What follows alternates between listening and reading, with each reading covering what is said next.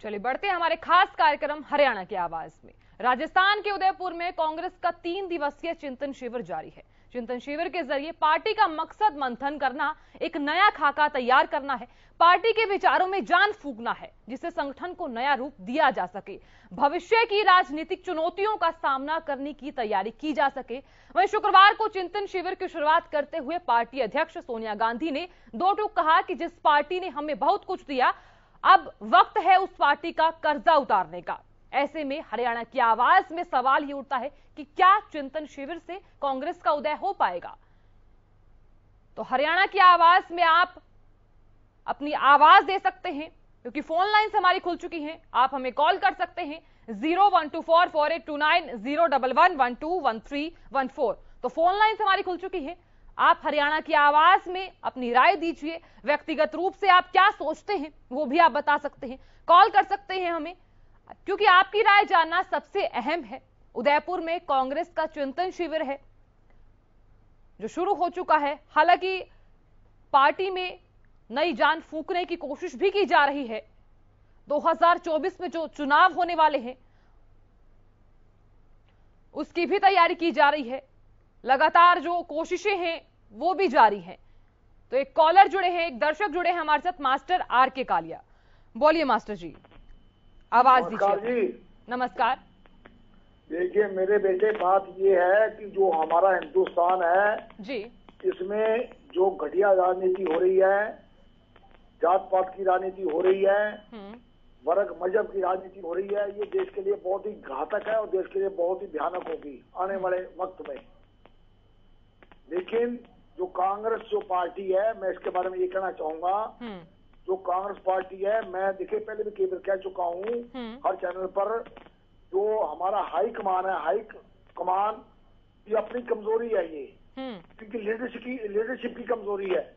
इनमें कोई ऐसा लीडर नहीं जो देश को एक अच्छी दिशा दे सके और देश को संभाल सके, ये इनमें कमी है, इनमें वक्ताओं की कमी है। लेकिन आर के कालिया जी, अब तो नए प्रदेश अध्यक्ष शामिल हो गए हैं ना, उदय भान ने नई कमान संभाल ली है, अब भी आपको ऐसा लगता है? हाँ, मुझे पता है, मैं जुड़ा हूँ थोड़ा बहुत, मेरा हालांकि कोई मतलब नहीं किसी राजनीतिक पार्टी से, लेकिन मैं जुड़ा हुआ हूँ। देखिए बहुत ज्यादा गुटबाजी है, मैं साफ तौर पे कहना चाहूंगा। हालांकि हम हुड्डा साहब के थोड़ा बहुत हैं नोन, लेकिन मैं साफ तौर पे कहना चाहूंगा बहुत बड़ी गुटबाजी है यहाँ हरियाणा में।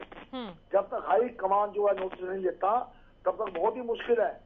और आप पार्टी सामने है इनके, आगे देखिए इसके सामने खड़ी आप पार्टी, तो यहाँ गुटबाजी जब तक खत्म नहीं होती, शैलजा ग्रुप अलग है, आपको पता है, बिश्नोई ग्रुप अलग है, रणदीप सुरजेवाला ग्रुप अलग है, ऐसे थोड़ी बात बनेगी। लोग चाहते हैं, ये भी मैं कह दूं, आप लोग केवल हुड्डा साहब को चाहते हैं। और जो हाईकमान की बात कहूं मैं, वो मैं आपको साफ तौर पे कह दूं, अगर लोग चाहते हैं तो ओनली एंड ओनली केवल और केवल प्रियंका गांधी को चाहते हैं। राहुल को कोई नहीं चाहता, मेरे अजीज भाई को, मेरी माननीय बहन सोने को कोई नहीं चाहता। अगर ये देश का भला करना चाहते हैं, कांग्रेस ही भला कर सकते हैं, ये भी मैं बताऊंगा आपको। और खासतौर से हमारे मुलाजमों के लिए कांग्रेस ने बहुत कुछ किया, लेकिन ये खुद ही उलझे हुए हैं, दूसरों को क्या सुलझाएंगे? ये इनकी ये कमी है, इनको कमी को दूर करेंगे। हाईकमान है, अपना एक सख्त फैसला ले। बिल्कुल आर के कालिया जी, बहुत शुक्रिया अपनी राय रखने के लिए, हरियाणा की आवाज में अपनी आवाज देने के लिए बहुत बहुत शुक्रिया। तो आप भी हमारे साथ जुड़ सकते हैं, हरियाणा की आवाज में अपनी आवाज दे सकते हैं, अपनी आवाज को आप भी बुलंद कर सकते हैं। आप क्या सोचते हैं इस खास विषय को लेकर वो भी आप बता सकते हैं। तो एक दर्शक हमारे साथ जुड़े थे, इसी तरह से आप भी जुड़ सकते हैं, कॉल कर सकते हैं, आप हमारे साथ इस खास कार्यक्रम का हिस्सा भी बन सकते हैं। तो जल्दी से आप अपना फोन उठा लीजिए, कॉल कीजिए हमें 012448290111121314। इन नंबर्स पर आप कॉल कर अपनी राय दे सकते हैं। व्यक्तिगत रूप से आप क्या सोचते हैं, आप क्या बोलना चाहते हैं, क्योंकि बोलने का जो अधिकार है वो हर किसी को होता है। तो आप भी खुलकर आइए, सामने बोलिए, क्योंकि अधिकार है आपका। तो सवाल हमारे ये है कि चिंतन शिविर से क्या कांग्रेस का उदय हो पाएगा? क्या राहुल गांधी फिर से पार्टी के अध्यक्ष बन पाएंगे? चिंतन शिविर से पटरी पर लौटेगी कांग्रेस? कांग्रेस के सामने जो काफी सारी चुनौतियां खड़ी हैं, क्या उसका कांग्रेस सामना कर पाएगी? यह भी बड़ा सवाल उठता है। कांग्रेस के आगे चुनौतियां क्या क्या हैं? इस सवाल का जवाब हम भी जानना चाहते हैं। क्या आप जानते हैं? अगर आप इस सवाल का जवाब जानते हैं तो आप हमारे साथ जुड़ सकते हैं। एक कॉलर जुड़े हैं, सूरज भान, बोलिए, आवाज दीजिए अपनी। नमस्कार मैम। नमस्कार। ये केवल कांग्रेस का ही चिंतन नहीं है मैम, हर भारतीय का चिंतन के टाइम आ गया। आज आप नित्य नए देख रहे हो ना, नए जुमले, ये जो सांप्रदायिकता की आग लगी है देश में, करना चाहिए बेरोजगारी पे काम, महंगाई पे काम। उन्होंने अच्छे दिन के वादे दिए थे, आपको याद है ना, अच्छे दिन के वादे, इनके जुमले याद है ना।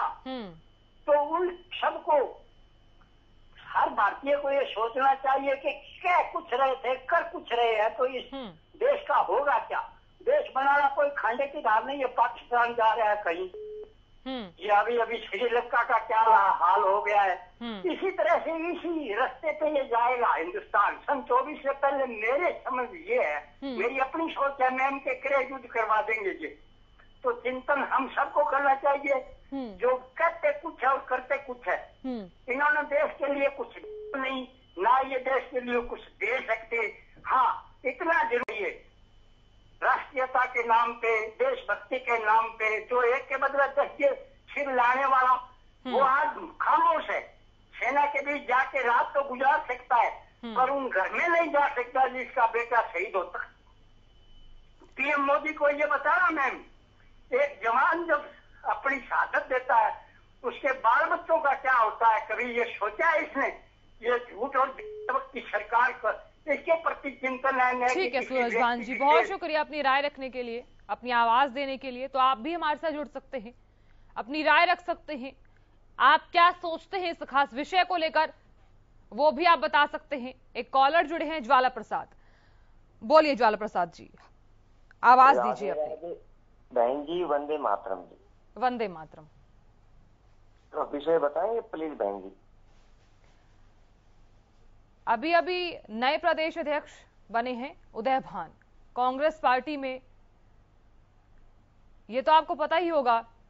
तो आप क्या सोचते हैं इस खास विषय को लेकर? और दूसरा ये कि कांग्रेस अब चिंतन शिविर कर रही है, तो उसको देखते हुए आप क्या सोचते हैं कि उसका जो शिविर करना है वो कितना सही है? दूसरा सवाल ये उठता है कि कांग्रेस 2024 में चुनाव होने वाले हैं, उसकी तैयारियों में जुटी हुई है, तो आप उसको लेकर क्या जुटे हुए, क्या सोचते हैं? अपनी आवाज दीजिए। देखिए, मैं 125 करोड़ जनता से विनम्र प्रार्थना करना चाहूंगा कि 70 सालों से हम कांग्रेस का लगभग शासन देखा है। हमारा जो सनातन धर्म है उसकी जड़ खोखली हो रही है 70 सालों से। कांग्रेस के जो आला कमान और आल वर्कर, आल लीडर, ना तो इनका प्रारब्ध सनातन धर्म से जुड़ा हुआ है गहराई से, और ना ही ये सनातन धर्म को मानते हैं। जैसे मोदी जी का सनातन धर्म से प्रारब्ध जुड़ा हुआ है, देश के लिए अच्छा कार्य कर रहे हैं, देश के सनातन धर्म को बचाने में लगे हुए हैं, उसी तरह कांग्रेस वाले आत्म चिंतन करें, चाहिए मंथन करें, अब कुछ होने वाला नहीं है। तो कांग्रेस को आप कहां देखते हैं? अगर वो मंथन कर रही है तो आपको क्या लगता है कि सही कर रही है? कुछ नहीं होगा। अब जब तक कांग्रेस का CONGRESS, C से केदारनाथ, O से ओम नमः शिवाय, N से नागेश्वर, G से गायत्री मंत्र, R से राम का रामेश्वर, E से थर्ड आई शंकर भगवान की थर्ड आई, S से श्री श्री 1008, श्री श्री 1008, इसका नाम अब बदलने जा रहे हैं। 125 करोड़ जनता विचार कर रही है, इसका कांग्रेस का नाम बदलकर सनातन धर्म के आधार पर रखने जा रहे हैं। ऋषि मुनियों की जो परंपरा थी उसी कुल के आधारित राम और कृष्ण ने जहाँ गुरुकुल की संदीपनी आश्रम में ऋषि मुनि, वो अभी बुद्धिजीवियों की एक मीटिंग बुला करके 125 करोड़ जनता की राय लेकर के कांग्रेस का एक नाम बदलने जा रहे हैं। इसके चुनाव चिन्ह भी बदलने जा रहा है। जैसे भारतीय जनता पार्टी का कमल का फूल है, देखने में भी बहुत सुंदर लगता है, सुनने में भी बहुत सुंदर लगता है, देश के लिए खिल भी रहा है। आने वाले समय में यही खिलेगा। हाँ, जब ज्यादा हम मीठा खा लेंगे तो थोड़ी नमकीन की जरूरत होती है, तो इसके लिए अल्टरनेट विकल्प हम तैयार कर रहे हैं। 400 करोड़ जनता, तो जैसे कमल से हम ज्यादा उब जाते हैं, तो कुछ समय के लिए 5 साल के लिए कांग्रेस की जगह उसका नाम बदल करके बीजेपी की ही एक अल्टरनेट पार्टी, उसी के ऊपर आधारित चलने वाली, सनातन धर्म के ऊपर चलने वाली, मोदी जी के आदर्शों पर चलने वाले वर्कर वही उसी पार्टी में होंगे आने वाले समय में। 70 ठीक है जावेद प्रसाद जी, बहुत शुक्रिया अपनी राय रखने के लिए, हरियाणा की आवाज में हमारे साथ जुड़े रहने के लिए, अपनी आवाज देने के लिए।